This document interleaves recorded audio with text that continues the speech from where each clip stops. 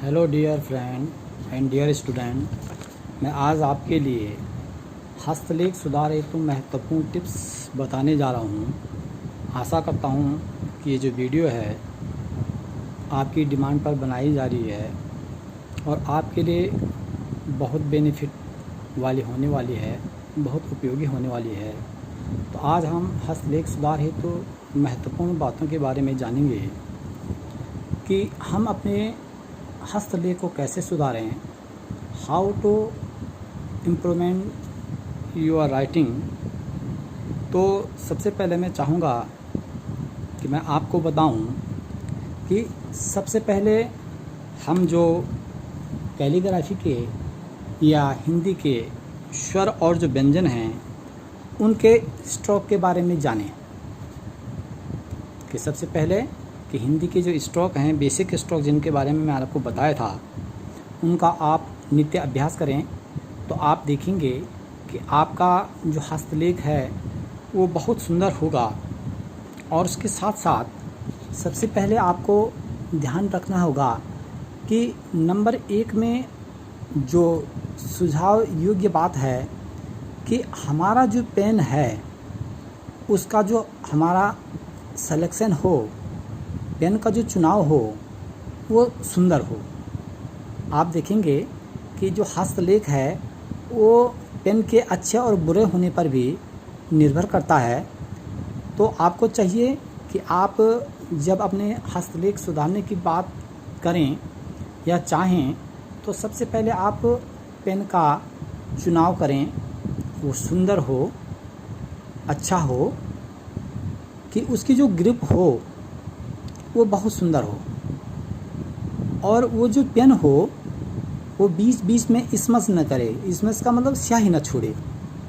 तो सबसे पहले टिप्स तो आप लोगों के लिए यही है कि हम पेन का चुनाव भली भांति करें। यदि पेन हमारी अच्छी होगी तो हमको लिखने में सुविधा होगी और हमारा लेख जो है वो सुंदर होगा, हमारा जो सुलेख है वो सुंदर होगा। पहला नंबर तो ये हो गया। दूसरे नंबर पे यदि आपको बताएं तो नंबर 2 पे जो हमारा जो कागज़ हो, जो हमारा पेपर होता है, कागज़ का चुनाव भी सुंदर हो। आपने कई बार देखा होगा कि जब हम कागज़ पर लिखते हैं तो कागज़ की जो स्याही है, जो कागज़ की जो स्याही है वो दूसरी तरफ फैल जाती है। तो उससे जो है आप दूसरी तरफ भी लिख नहीं पाते हैं और जो स्याही है वो कागज़ पर फैल जाती है, जिससे लेख जो है अच्छा नहीं दिखता है। तो दूसरे नंबर में मैं चाहूँगा कि कागज़ का चुनाव भी भली भांति हो। थोड़ा सा वो पेपर जो है महंगा पड़े लेकिन वो सुंदर हो, ताकि आपको लिखने में भी सुविधा हो और आपका जो लेख है वो भी सुंदर लगे और आपका जो हस्तलेख है उसमें सुधार होगा। तो दूसरे नंबर की बात होगी, जो हमारा पेपर का जो चुनाव होगा, जो कागज़ का जो चुनाव होगा वो सुंदर हो। अब तीसरे नंबर की हम यदि बात करें तो तीसरे नंबर पे हमारा जो पेन पकड़ने का जो मेथड है वो हमको आना चाहिए।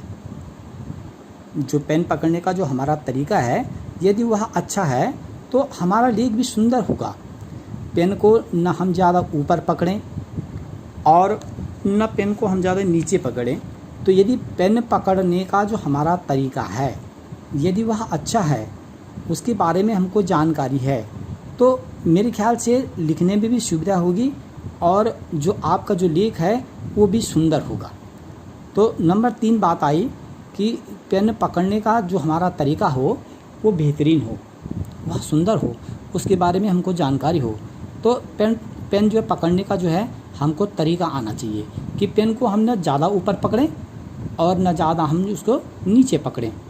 इस प्रकार से पकड़ें कि हमको सुविधाजनक लगे, हमको जो है सुविधाजनक लगे, हम आसानी से उसको लिख सकें। तो नंबर 2 जो है पेन पकड़ने का हमको तरीका आना चाहिए। नंबर 4 जो है, नंबर 4 लेख सुधार में जो है, नंबर 4 यदि बात करें तो हमारा जो है बैठने की जो मुद्रा होती है वो सुंदर हो। नंबर 4 में हम जो है बैठने की जो मुद्रा है वो ठीक होनी चाहिए। यदि हम ज़्यादा झुक कर के बैठते हैं तो उससे जो है रीढ़ की हड्डी पर भी असर पड़ता है और हमारा जो लेख है वो सुंदर नहीं होता है। तो कहने का मतलब यह है कि हमारा बैठने की जो मुद्रा है वो सुंदर होनी चाहिए। हम कमर ज़्यादा न झुकाएं। कई बच्चे क्या होते हैं कि लिखते समय एकदम कापी पे ही झुक जाते हैं और उससे कमर पर भी है रीढ़ की हड्डी दर्द करती है और लेख उतना सुंदर नहीं हो पाता है। तो इस चीज़ का भी जो है लेख हस्तलेख पर जो है असर पड़ता है। तो मैं सोचता हूँ कि हमारी जो बैठने की जो मुद्रा है वो सही हो, सही तरीके से हो, कि हम सही तरीके से बैठें, कि हम न ज़्यादा झुकें और एकदम कमर न सीधी करें। तो उससे हमारा जो है लेख है वो सुंदर होगा। नंबर 5 में कि अक्षरों का जो अनुपात है वो अच्छा होना चाहिए। हम प्राय क्या करते हैं, जब हम अक्षरों को लिखते हैं, चाहे स्वर हों या व्यंजन हों, तो जब हम अक्षरों को लिखते हैं तो हम उनके अनुपात पे ध्यान नहीं देते हैं। यदि हम अ बनाते हैं तो ऊपर वाला जो पोर्शन है वो छोटा होता है, नीचे वाला जो है वो बड़ा हो जाता है। तो उससे अक्षरों की जो बनावट है वो ख़राब हो जाती है। तो अक्षरों का जो अनुपात है वो सुंदर होना चाहिए। यदि हमारा अक्षरों का अनुपात सुंदर होता है तो उससे जो है हमारे जो अक्षर हैं वो सुंदर दिखाई देते हैं, वो अच्छे लगते हैं। उससे लेख में जो है सुधार आता है, उससे अक्षर जो है सुंदर दिखते हैं, आकर्षक होते हैं। तो मैं चाहूँगा कि आप जो है अक्षरों के अनुपात पर भी विशेष ध्यान दें, क्योंकि किसी भी चीज़ का अनुपात होता है और यदि उस अनुपात के अनुसार हम जो है उस चीज़ को बनाते हैं, उन अक्षरों को बनाते हैं, चाहे वो स्वर हों या व्यंजन हों, तो हमारा जो लेख होगा वो सुंदर होगा, पठनीय होगा और आकर्षक होगा। नंबर 5 अनुपात की हुई। नंबर 6 हम यदि बात करें तो नंबर 6 में जो है जो अक्षरों के ऊपर जो शिरोरेखा पड़ती है, अक्षरों के ऊपर जो शिरोरेखा हम खींचते हैं वो सीधी हो। यदि अक्षरों के ऊपर वो शिरोरेखा यदि सीधी नहीं होती है, वो टेढ़ी होती है, तो हमारे जो अक्षर हैं वो सुंदर नहीं दिखते हैं।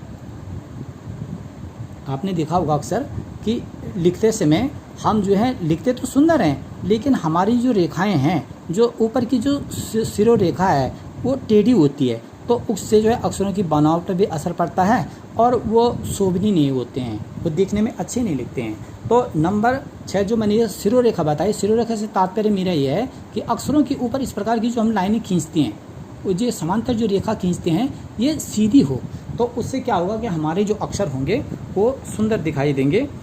तो ये बात थी शिरोरेखा खींचने की। अब आते हैं अक्षरों के बीच के जो दूरी होती है, चाहे वो स्वर हो या व्यंजन हो, अक्षरों के बीच में और शब्दों के बीच में एक समान दूरी होनी चाहिए। उससे क्या होते हैं कि हमारा लेख भी अच्छा लगता है और शब्द जो सुंदर दिखाई देते हैं। तो स्वाभाविक बात है, जब शब्द सुंदर दिखाई देंगे, चाहे स्वर हो या व्यंजन हो, तो हमारा लेख भी सुंदर होगा। तो अक्षरों के बीच में, अक्षरों और शब्दों के बीच में हम जो है समुचित दूरी बनाए रखें। ये नहीं कि कोई अक्षर हमने नज़दीक लिख दिया, कोई अक्षर हमने जो है दूर लिख दिया, या कोई शब्दों के बीच में हमने समान दूरी नहीं छोड़ी, तो उससे हमारा लेख जो है सुंदर नहीं लगता है। तो मैंने बताया आपको कि अक्षरों और शब्दों के बीच में हम समान दूरी छोड़ें, तो उससे क्या होगा, हमारा जो लेख है वो सुंदर लगेगा, अच्छा लगेगा। तो हस्तलेख सुधार में इसकी भी एक महत्वपूर्ण भूमिका होगी। अब आती है बात कि अक्षरों की जो बनावट है, अक्षरों की जो बनावट है वो सुंदर होनी चाहिए। जो अक्षर जिस प्रकार से बनता है, जो जिसका भाग छोटा या बड़ा होता है, या हमारी जो मात्राएं होती हैं, उस पर भी हमको विशेष ध्यान देना है कि किस प्रकार से हम मात्राओं को लगाएं, किस प्रकार से हम अपने अक्षरों को बनाएं कि हमारे जो अक्षर हैं वो सुंदर दिखें। तो स्वाभाविक बात है, जब हमारे अक्षरों की बनावट सुंदर होगी, हमारे शब्दों की जो बनावट सुंदर होगी, तो हमारे जो अक्षर हैं और शब्द हैं वो सुंदर होंगे, उनकी बनावट सुंदर होगी, तो स्वाभाविक बात है कि हमारा जो है लेख सुंदर होगा। तो आज मैंने आपको ये महत्वपूर्ण बातें बताई हस्तलेख सुधार हेतु, और मैं उम्मीद करता हूँ कि आप जब इन चीज़ों को फॉलो करेंगे, इन चीज़ों को जब आप फॉलो करेंगे तो आपका जो हस्तलेख है वो बेहतरीन होगा, बहुत सुंदर होगा। तो मैं चाहता हूँ कि आपका जो लेख है वो सुंदर हो, तो इसके लिए आपको क्या करना है कि आपको नित्य इसका अभ्यास करना है, प्रयास करना है। पिछली वीडियो में मैंने आपको बताया था कि किस प्रकार से आप बेसिक स्ट्रोक को जो है सीख सकते हैं, उसका जो है अभ्यास कर सकते हैं। तो इस प्रकार से आप देखेंगे कि हस्तलेख सुधार हेतु जो मैंने बातें बताई कि सबसे पहले हम पेन का चुनाव करें कि उसकी ग्रिप अच्छी हो, वह स्मज न करते हो, बीच बीच में स्याही न छोड़े।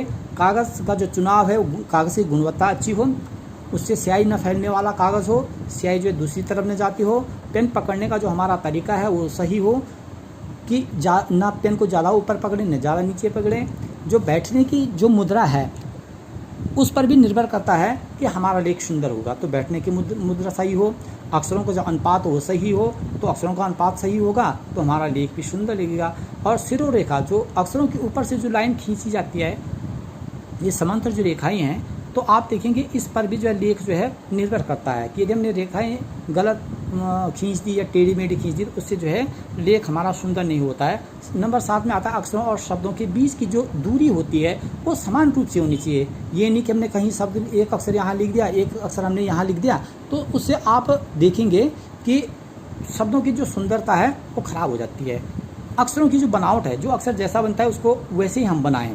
तो आप देखेंगे जब आप इन टिप्सों को फॉलो करेंगे, मेरी बात पर गौर फरमाएंगे, तो आप देखेंगे आपका जो हस्तलेख है वो बेहतरीन होगा, बहुत सुंदर होगा। और मैं चाहता हूं कि आपका लेख भी सुंदर हो, अच्छा हो।